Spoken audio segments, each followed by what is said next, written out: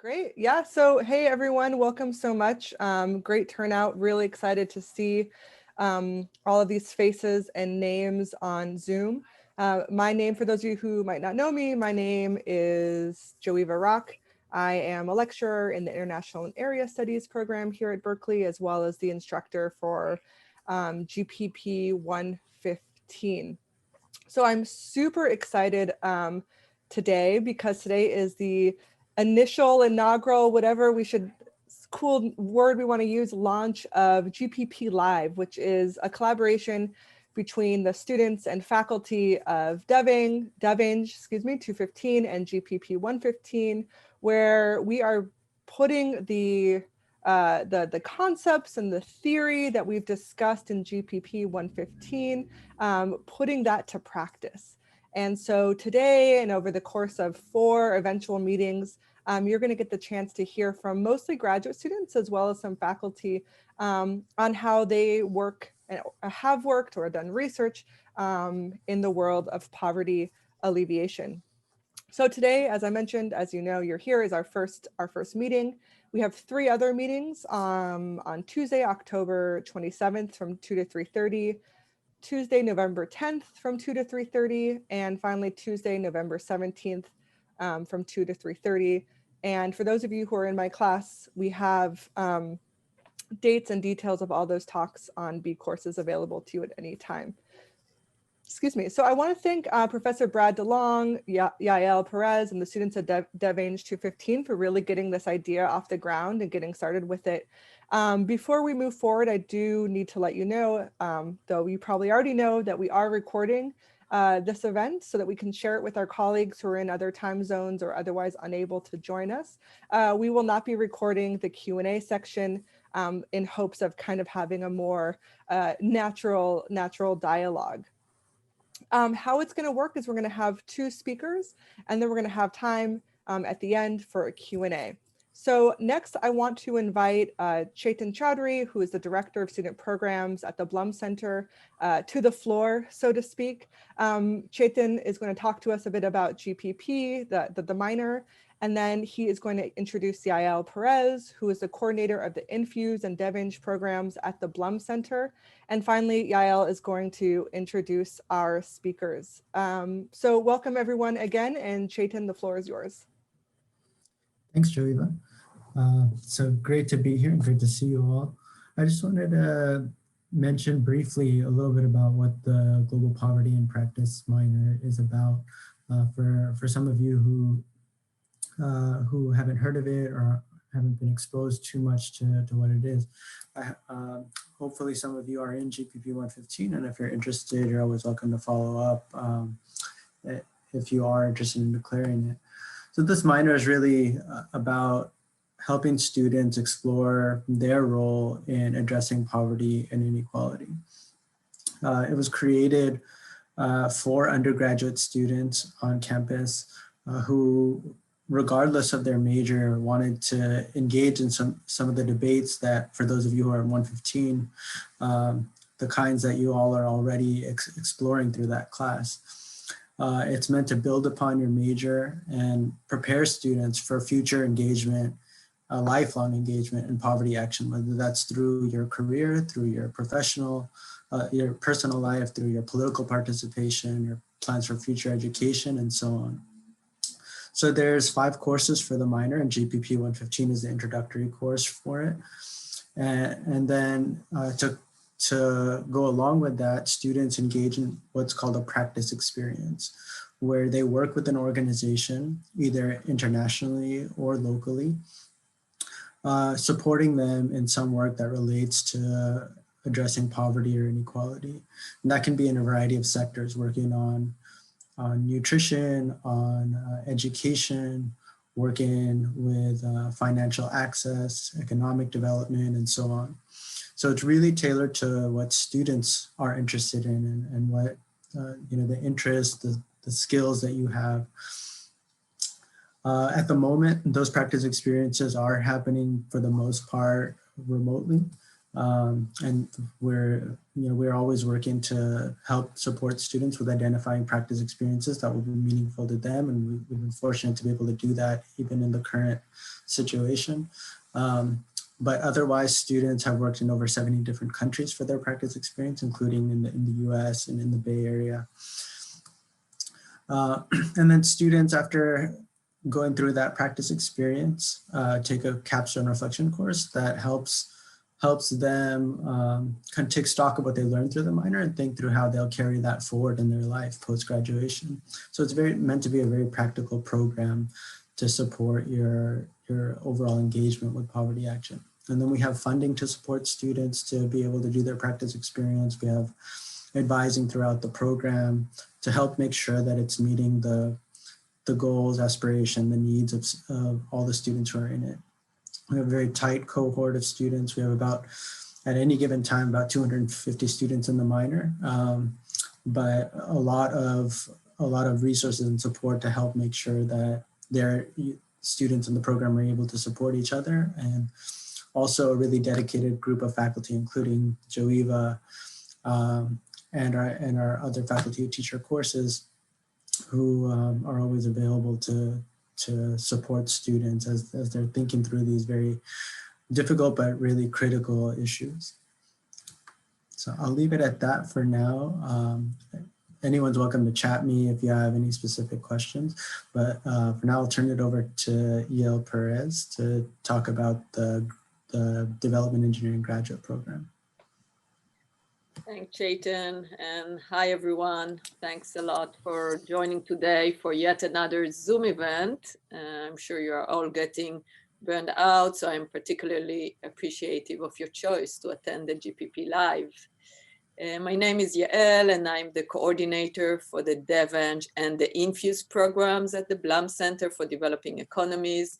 Infuse stands for Innovations at the Nexus of Food, Energy, and Water Systems. And if you check it out, it all comes into Infuse. It's an NSF funded research traineeship for actionable research, which is a concentration within the development engineering PhD minor, which we call here a designated emphasis. And through coursework, research, mentoring, and professional development, the designated emphasis in development engineering and the Infuse concentration within it prepares students to develop, pilot, and evaluate technological intervention designed to improve human and economic development within complex, low-resource settings. And in those interventions, and though the minor is called development engineering, we don't only have engineers, and we accept any discipline. So that's on our PhD level, and to accommodate those who need something in between the GPP undergraduate and the DevEng PhD level. We're also starting next fall, actually, a professional master's program in development engineering. So with all these programs cooking at the Blum Center, we were thinking for a while now how to better connect the undergraduate and the graduate students. And the need has been even more urgent in this global pandemic to create this kind of connection that doesn't happen serendipitously in the corridor of the Blum Center. So since we opened the GPP 115 class to graduate students through the DevEng 215, we thought it will not only be fair, but also exciting to have the graduate students in the class present their work to the GPP students. But we also have a practice experience run within the Blum Center, in which we are collaborating with Native American communities on education program and environmental programs. And that's another way to connect undergraduate and graduate students. And I'll talk more about it at the last GPP Live session when I present some of the work I did in the field. So I'd like just to thank the instructors again of both classes who made this happen, Dr. Joeva Rock, who teaches the undergraduate class GPP 115, and Professor Brad DeLong, who teaches the graduate class DevEng 215. And of course, I'm grateful to all the DevEng 215 students who took the challenge of presenting the practice work and connected to the theory of development that you learn in the class. So I'd like just to reiterate, today is the only time that the event will be on a Thursday. All the next GPP live sessions will be on Tuesday, 2 p.m. PDT, which soon gonna be PST. I'll give a quick preview of those sessions before introducing today's speakers. In the last session that I mentioned on Tuesday, November 13, Tvetni and myself will discuss indigenous innovations at the nexus of food, energy, and water systems. Both of us worked with Native American community, and we will present two perspectives of working with versus working within indigenous communities in the United States. The week before, Tuesday, November 10, Dana will bring her extensive experience in running nonprofit organization on fair trade, and we'll discuss the history of fair trade and working in the fair trade movement. And Hannah, at the same day, on the same session, will offer us her insight on directions for development aid through the example of South Korea. And next week, on Tuesday, October 27, Sarah and Haley will stimulate a discussion on the social elements of global water access and the role of gender. And today we have Casey Finnerty, and a PhD student in environmental engineering and an Infuse Fellow, together with Margie Lauter, a master's student in public affairs at the Goldman School of Public Policy. Margie and Casey are launching the GPP Live by offering us two different, or maybe not so different, something to think about, professional toolkits for practicing global development, policy change, and development engineering. So thanks a lot, Margie and Casey, and thanks everyone for joining us. Thanks, Yael. Here, let me share my screen really quick. We'll get going. Great. Thank you. Thank you, Yael, Andreva, and Chita, and others. My name is Margie Lauter, and as Yael mentioned, I'm here along with my friend and colleague Casey to chat with you all about our work from two different fields, but all under the sort of larger scope of international development. As Yael mentioned, I am an MPA candidate in the Master's in Public Affairs candidate in the Goldman School of Public Policy, and Casey is a PhD candidate studying environmental engineering, all within this larger field of international development and what practitioners and what that means. So we're really excited to chat with you all today about our work and engage in what I hope will be a really lively dialogue. Here are a few guiding questions that we're hoping can frame our discussion today that perhaps you can kind of keep front of mind as we're talking through some of our work and ways that we can apply some of the themes and lessons of this course to our work. So first, why are we discussing policy and engineering together? They may seem like very different, if not maybe even opposing fields within this sector. And this actually came up because Casey and I, in the course that we're taking, the DevEng 215 course, which is parallel to the course that we're all taking together, started realizing that while we're both working on really similar challenges around poverty alleviation and inequity, we knew really little, if not nothing, about each other's respective fields, and started to identify that as a problem, as an issue. So we started thinking about how we could learn from each other, perhaps identify some synergies, and better understand how different approaches can work together to achieve the same goal, or at least work toward achieving the same goal. We also wanted to talk a bit today about what development practice in our fields actually looks like in sort of a day-to-day and more practical level for I think many of you who are looking into getting into this work after you graduate. We thought it might be interesting to give a sense of what that work could entail. I've been in this space, in the professional space, for about over a decade, and Casey has a lot of extensive experience working in this world outside of the academic setting as well. So we wanted to share some of those experiences with you all. And while we're talking about that, we we really wanted to take an opportunity to critique ourselves and critique the sectors that we come from as well, which I think is a really important component of this class too. That while we're doing this work, while we believe in this work, there are a lot of issues with it. There are a lot of things that are really problematic, and there are things that have worked well too. So if we can analyze that and also hear some of your questions about that as well, we really wanted to engage in the conversation on that piece. And finally, most importantly, what can we all learn from each other? So with that, I'm going to kick it over to Casey to speak a bit more about himself and sort of how he got to where we are now. Yeah, thank you, Margie. Yeah, so when I was trying to think about how to go about introductions, I was trying to think about the best way of doing that. And I figured, why not start in undergrad, where many of you may be. I did my undergrad here at Cal. Started in 2009 and graduated in 2013. And at the time, I was actually studying chemical engineering. And the reason I was interested in chemical engineering, I actually applied to Berkeley as an environmental engineer and then switched last second to chemical engineering. And the reason was that environmental, and this is still true today, was very much tied up in structural engineering and civil and environmental engineering. And I wasn't super interested in like buildings as much as more interested in kind of processes and using chemistry to better people's lives, which I think is probably, I don't know, like Merck's tagline or something like that. But I really came in with this mindset of wanting to do something sustainability focused.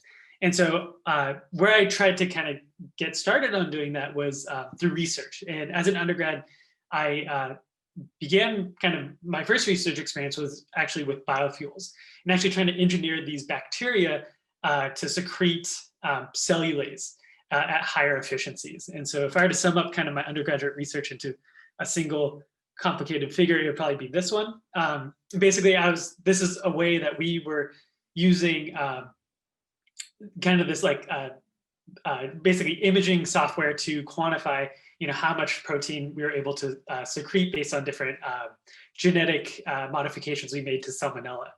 And it was about halfway through my undergraduate career that I kind of had like a mid undergrad life crisis where I was like, is this even what I want to do? Like even if like best case scenario, this research were scaled up, it would just be, one small part of such a large system. And, those marginal gains would just be rounded off. And so it was around this time that I shifted away from biotechnology and started looking into environmental applications. And it was then that I took my first environmental engineering course.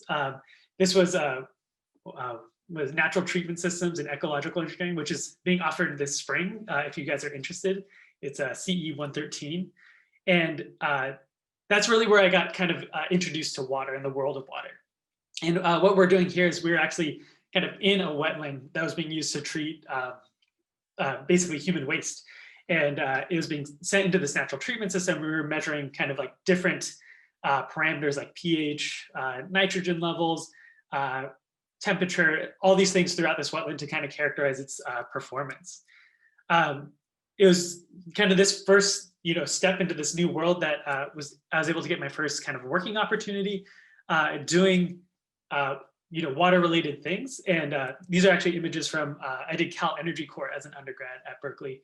And I think the project that I was working on kind of slipped into, it was mostly energy projects, but I think how mine was framed, it was actually a water project in disguise. And so I really lucked out there. And I got to work on two projects while I was there. I was working with the nonprofit Blue Energy, who's based in Bluefields, Nicaragua, on the Caribbean coast of Nicaragua. And the first project I was working on was kind of this upper image that you see here, where I was helping design and construct a latrine to be used by this one household. And then I was also working with a survey team conducting interviews and taking water samples to evaluate the efficacy of this, the introduction of kind of a biosand water filtration in 3 different communities.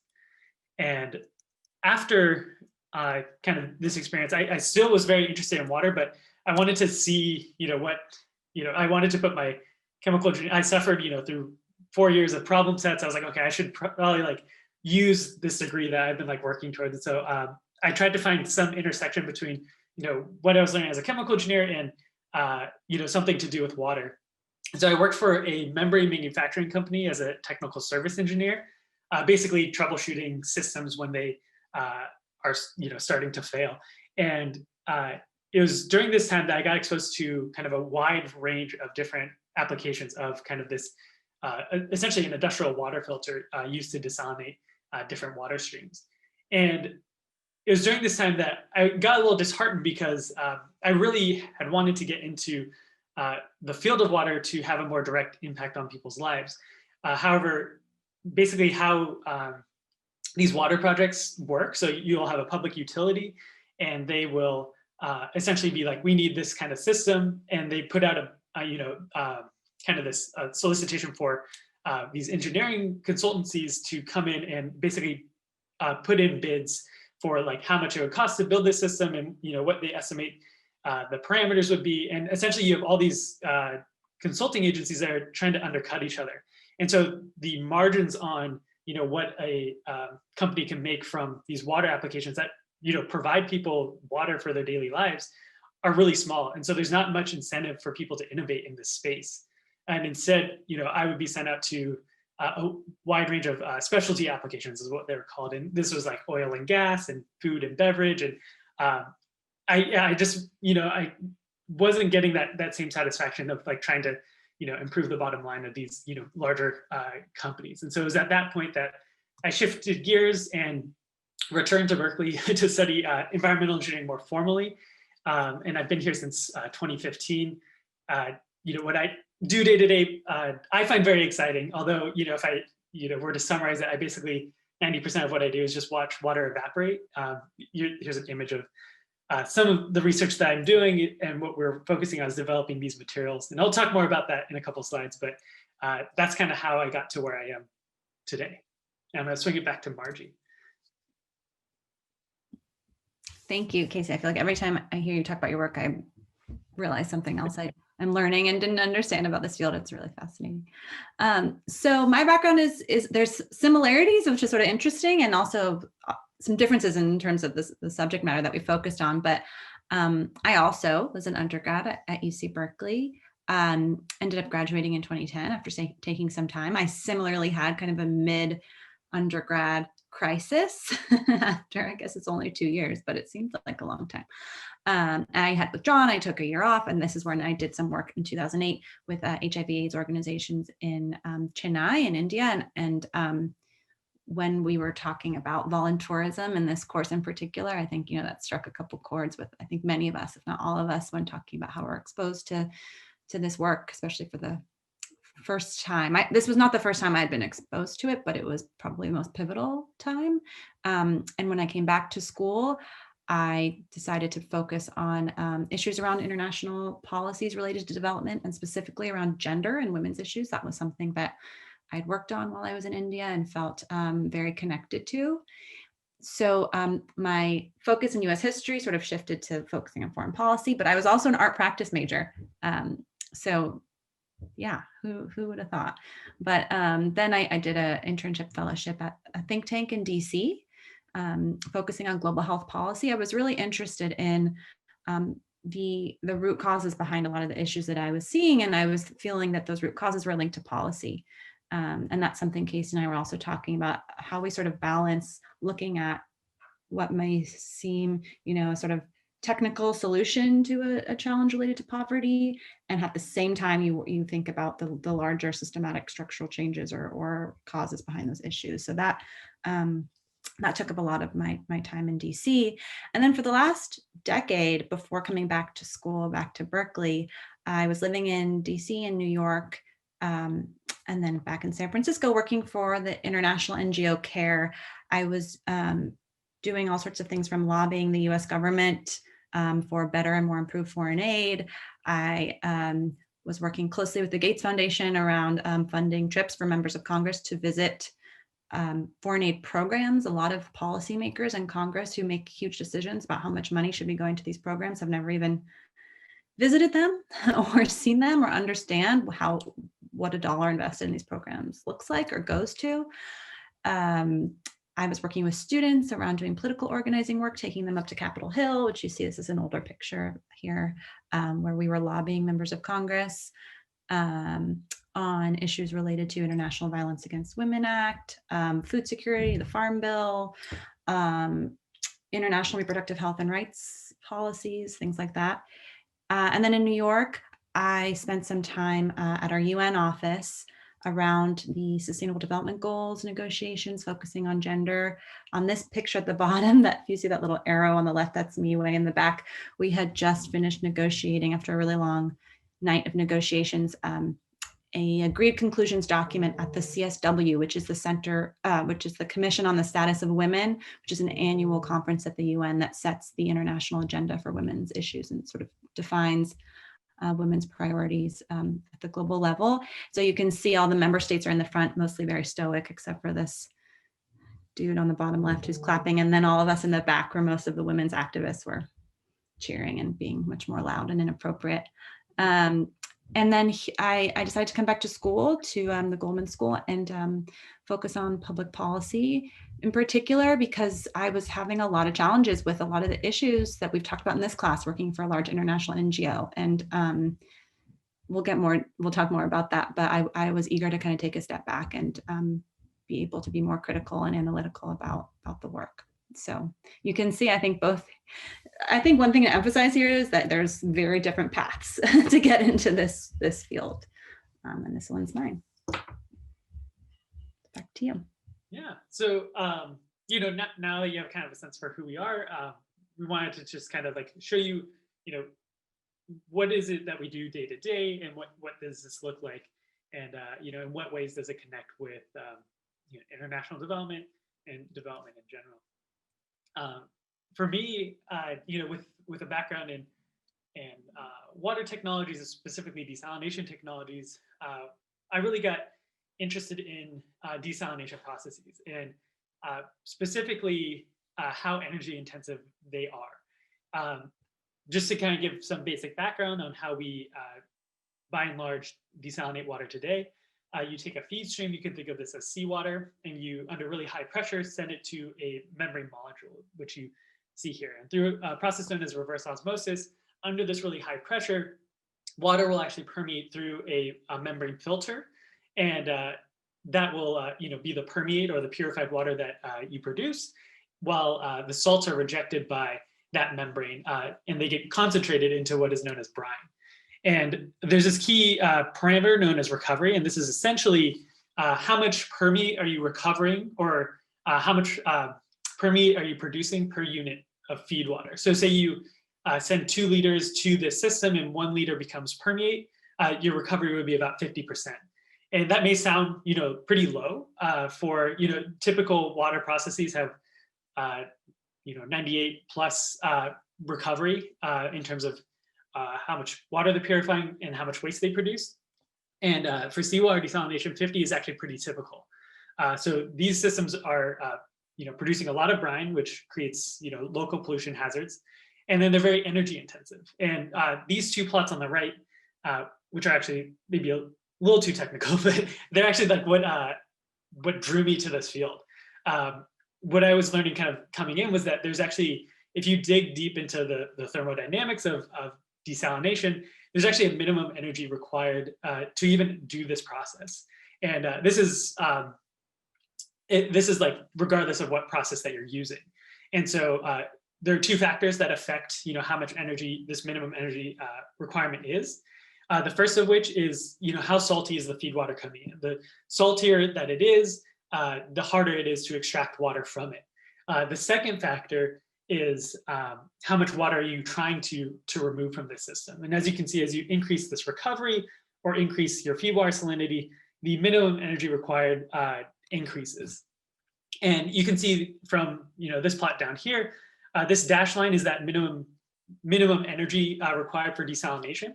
And these are kind of like industry standards of what power consumption for these processes is looking like. You can see that over the past couple of decades, we've made tremendous progress towards reducing this energy consumption, but we're starting to approach this thermodynamic limit.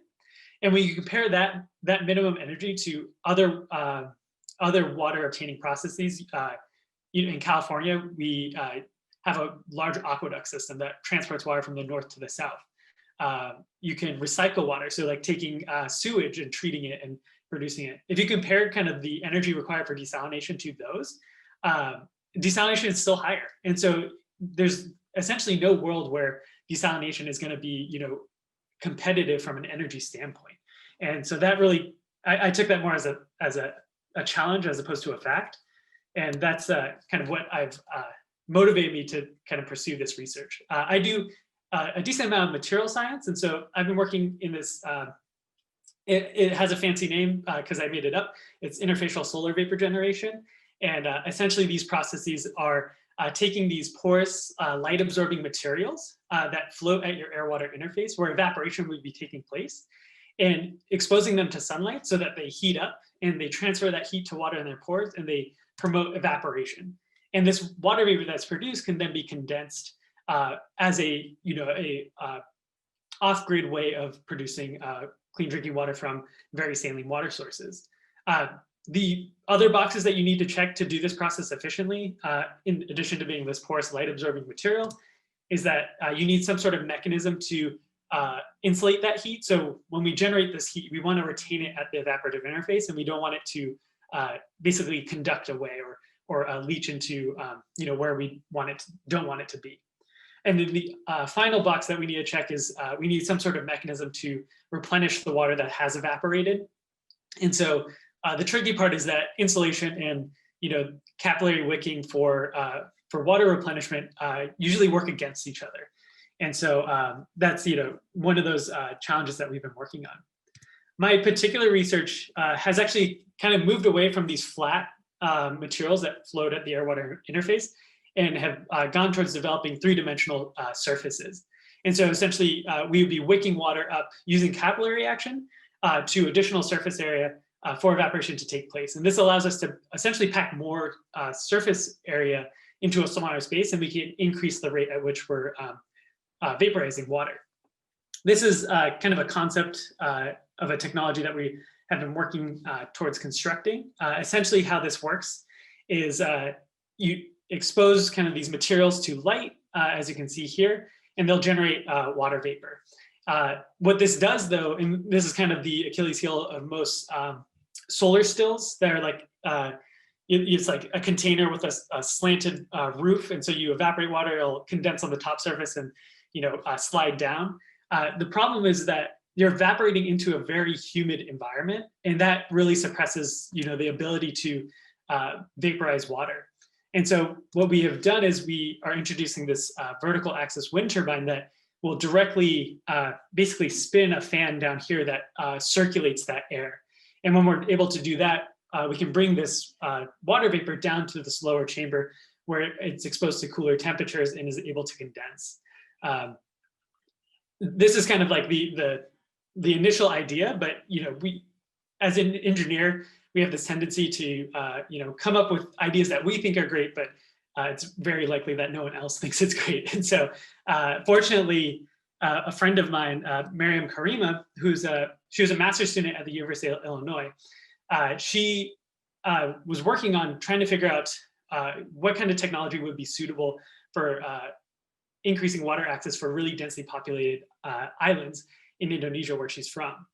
And so she had reached out to a number of companies and also a number of lab groups, and that's actually how we got connected. And she was, I was telling her, like, we're trying to develop this technology, but I don't know if anyone will use it. And she's like, oh, I've already done the research on like figuring out if people would use something like this.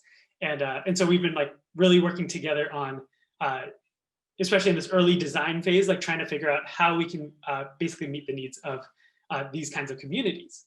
And Bungan Island is an island in Indonesia that we have been focusing on recently. So we worked together on a big ideas proposal, and we were able to get some money from that competition. That's another Blum Center initiative. If you guys are interested in just seeing if your crazy ideas can go somewhere, like Big Ideas is the perfect venue for that. And so we worked together on that proposal, and we were able to fund some surveying that we had done this past fall. Essentially, what we learned from these surveys was that Bukit Island was supplied primarily with groundwater from the mainland on Indonesia. However, a couple of years ago, these pipes had actually clogged. And so their mainland water source was cut off. And so they were forced to predominantly by boat travel to the mainland to collect water from these mainland wells. And you can see that they're storing water in these containers that kind of like look like these big tubs. And despite this, because accessing this water that is suitable for drinking is an arduous process taking a couple of hours each day. They do have these brackish water wells on the island. And you can see one of the interns that was working with us using that system. And so they really have to kind of keep what water sources that they're using separate. And so, this very brackish water can be used for cleaning and, washing homes and stuff like that, whereas the drinking water is stored separately. What was also interesting during this survey is that we found out that the government actually had funded a project to install a solar-powered seawater desal unit on the island. And this was not something that we knew when we were starting the surveys. But after a couple of months, and this is the kind of system that I serviced as like a technical service engineer right after undergrad. And they take a lot of maintenance, and there's a lot of supply chain requirements to support these kinds of systems. And if you don't have that in place, then it's very easy for these systems to fail. And so this system kind of just was abandoned, and it is just sitting there today. And then I'll end with this island has a lot of goats on it apparently, and this is a picture of a goat eating our survey when we were out, or when our team was out there. Now, swing it back to Margie. That's a perfect way to transition. Just a comment too, I saw in the comments on the chat, Yael, about this sort of midlife crisis at the undergraduate level. I forgot to mention that when I came back to school, I also took a version of this course, which was in 2008 or 9, I can't remember. And it was also incredibly pivotal and really helped think about how I critique this kind of work. And actually my GSI is the professor at the Blum Center, Professor Khaled Kadir, whom many of you may be working with. So just to say that the minor itself was not, I think it had just started when I was graduating, so I didn't have a chance to do it. But there's just really great resources within these courses and the faculty and that stick with you after you graduate. Khaled has been a real resource afterwards. So hope you all are able to take advantage of that. So pivoting a bit to the policy and advocacy space, which may seem like an entirely different universe, which in some ways it is, although I do think there are similarities that we can draw out. First, I wanted to talk about what actually we mean when we say advocacy and policy. Casey, if you could just, sorry, I should probably be, I'll just do a point. So our definition of advocacy, or at least the definition, there are multiple definitions. The definitions that I use, the one that I operate under is this, which is that advocacy is a deliberate process that intends to influence decision makers and policies. And if you could just click on the next. So when we talk about decision makers, I think this is a key point, and this is something that again has come up a lot in this course, which is that the folks who are setting the agendas, who are setting the priorities, aren't necessarily governments. They often are, but they're also different types of power holders, and that can be big donors, like we talked about, folks in the private sector, NGOs. So it's really trying to understand who those power holders are, who those decision makers are, and determine how to influence them. And then if you could click on the next, at the same token, policies aren't necessarily pieces of legislation or laws that come from different governments. They also include guidelines, strategies. They could be private sector policies.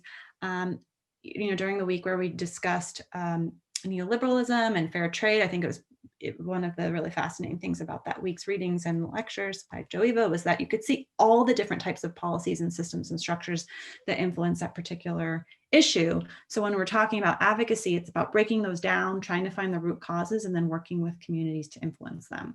So that's kind of what I mean when I say policy and advocacy. And some of that influence may be innovative technical solutions, like ones that Casey has been talking through, or how to, if you find a technical solution that works well, how do you take it to scale? How do you integrate it into an existing policy so that other communities can utilize it, or that so that it can evolve to fit the needs of other communities, things like that.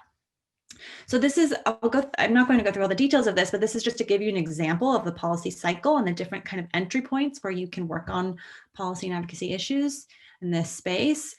One thing I just want to emphasize is that this is not a linear, although they're numbered, it's not a linear process. You can enter at kind of any point. But if you start at the beginning, the agenda setting is really understanding what the core problem is that you're trying to address. And again, it's getting to the root of the issue.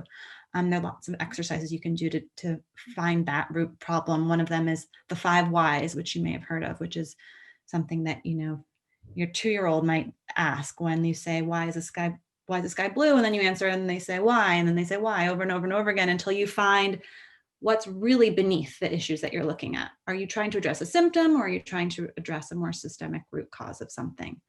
And then another key piece of this that I want to kind of fast forward to the end is around policy implementation. Often you'll find that there are actually relatively good policies that exist, but they're not being implemented, and policymakers are not being held accountable for that implementation. So a lot of advocacy is around holding policymakers accountable, working with communities who are impacted by those policies to provide feedback, to be part of the evaluation process and more participatory instead of extractive process. Often when we evaluate the impacts of policies, it can be quite extractive. People go into communities and say, how is this affecting you? They get data and then they leave. And the communities are not involved or they're not engaged. So this is an idea of what the cycle looks like and the different ways that the different steps interact with each other. So some examples. I'm going to run through these regionally. These are all policy issues that I've been working on for the last, before coming back to school, for the last 2 to 4 years. And I also want to emphasize that for the most part, international NGOs look really different than they did 10 years ago. This is something Joeva and I have spoken about too, that NGOs are much more decentralized. The communities that work in the countries are typically 99% are from those countries. They're the ones who are identifying the priorities. That happens because of a lot of different reasons. It's also kind of the only way NGOs can survive now. You will find that people who hold positions of power are often white and are often men.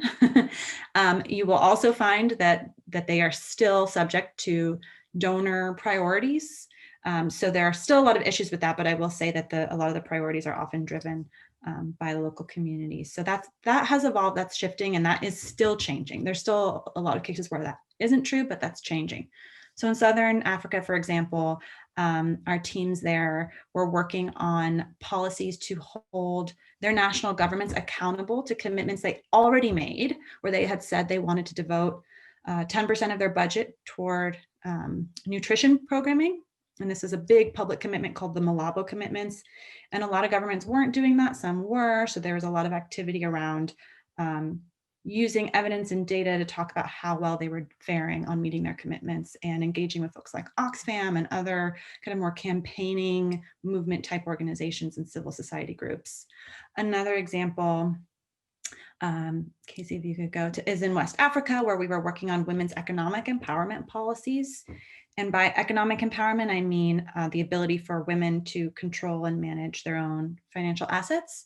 So this is where folks across, I think it was around 7 or so different countries in West Africa, were trying to influence policies to ensure women had access to formal credit, to mobile banking, also things like promoting savings groups, which is a unique type of mechanism to save collective money or resources and then take out loans from that pooled savings. So it's different than a loans, micro loans, which you may be familiar with. Another example is in Asia, and actually if you could go to the next one too. Thank you. So in Asia and Latin America, these were 2 policy goals that were similar, but from very different perspectives. So in Asia, we were working with our teams who were focused on the rights of female garment workers. You can imagine in Asia, the female garment industry is massive, and a lot of the workers there are women, and their rights are infringed upon often. And in Latin America, we were working with domestic workers' rights movements, and by domestic workers, I mean women, mostly women, who do things such as cleaning homes, taking care of elderly. That's sort of what I mean by that. But they both had a very clear policy goal targeting the ILO, the International Labor Organization, around adopting a new convention to address violence and harassment in the workplace. So these are very diverse examples, but it's more to give you a sense of these are the types of policy issues that are driven by the communities in the countries themselves and have specific policy goals that they're trying to influence. Okay, yep, ILO, International Labor Organization, thank you. Okay, so I thought we could just dive a little bit more deeply into this ILO campaign just to give you an example of what this looks like. So what this was is, as I mentioned earlier, it was a trans-regional campaign centered in the Global South. And an organization like CARE that I was working for works in over 90 countries. It's a massive NGO. And part of the work in this campaign was to sort of bridge these communities and help kind of amplify the work that they were already doing by creating new resources for them, connecting what their efforts at the national regional level to global forums like at the ILO or at the UN or at the World Trade Organization, things like that. So a big component of this was listening to the movement leaders themselves outside of the NGOs, understanding what they needed and finding resources to get them what they need. It's not, what a lot of donors like to see, because it's behind the scenes. It's not easy to take a picture of something that shows where your money went. But it's what was needed in order to get this success. Keep going. So there was a very clear target, and that was the ILO, which is a tripartite institution that includes employers, labor, workers, and governments. So that was the big advocacy target. We worked alongside social movements, which I mentioned. There were very key priorities that these communities were really disciplined in advocating for specific elements within a convention. So rather than just saying, we want a convention, it's really important, the language was, we want a convention that recognizes what's called informal work, that includes domestic workers, that holds gender at the core of all the language, and that ensures that it focuses on and includes the most marginalized and vulnerable communities. And this is a rare instance where we had a policy success. In 2019, just a year and a half ago, the ILO actually adopted this convention and it's Convention 190, which was really exciting. And if you go to the next slide, you can see an image of a lot of activists celebrating in Geneva when this was adopted. It was a really incredible feat. So what exactly is the ILO Convention? Why does a policy like this matter? In this course, we talk a lot about these big systemic issues, but it's hard to understand how that impacts an individual or a community. So if you could just keep going on the, sorry, Casey, I hate directing you here. So why was it important? It was the first ever legally binding global treaty. So I will say it's legally binding. It's a huge deal. But you may not be familiar with the ILO because here in the US government doesn't really care about the ILO. We've ratified very few ILO conventions, but other governments, as we know, the US is at the center of the world, other governments really do care about it. So it is a really big deal that it's a legally binding global treaty. As I mentioned before, the ILO convenes governments, employers, and workers. So it was a really, really important moment that galvanized a lot of what was happening at that time around the Me Too movement, which now feels like it was ages ago, but it wasn't that long ago when the Me Too movement was propelled into the scene.